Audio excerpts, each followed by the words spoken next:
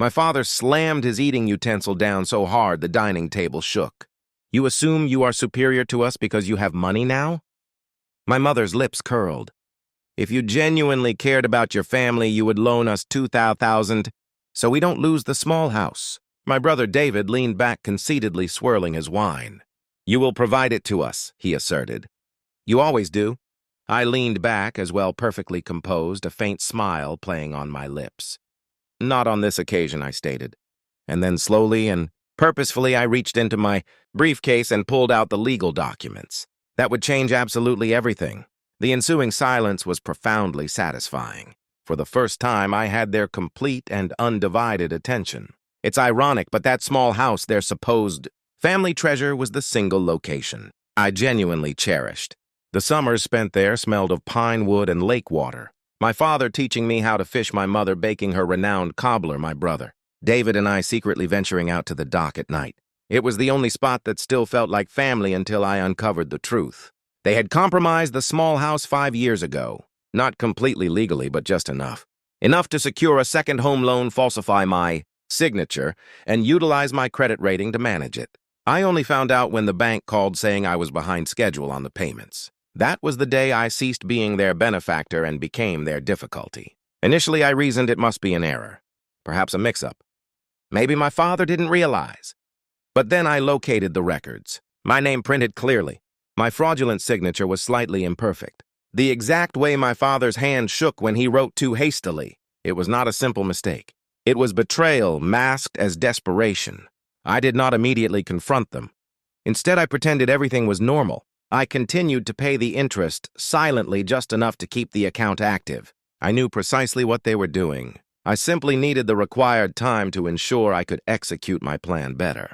I contacted a legal representative, employed a private investigator, collected every email, every bank transaction, every phone call that connected them to the deceit. And when I finally had sufficient evidence, I purchased the small house legally, fully, and permanently under my name. They were completely unaware, of course. They believed the debt had magically vanished. They assumed their little scheme had succeeded. So when they invited me to dinner tonight, pretending it was merely to socialize, I knew exactly what the objective was. 2,000, my mother repeated, now her voice fragile but clearly practiced. Her eyes darted toward my father as if he had instructed her to say it in that specific manner. My father's fork clinked against his plate. It's a negligible sum considering everything we have done for you. All they have done for me. I nearly laughed because the truth is, every single dollar. I have earned every career advancement, every late night working while they spent weekends at the lake was entirely my doing. And still they found ways to make me feel perpetually obligated to them. But that era was over. I placed the legal documents on the table, a neat stack secured by a single silver clip. What is that?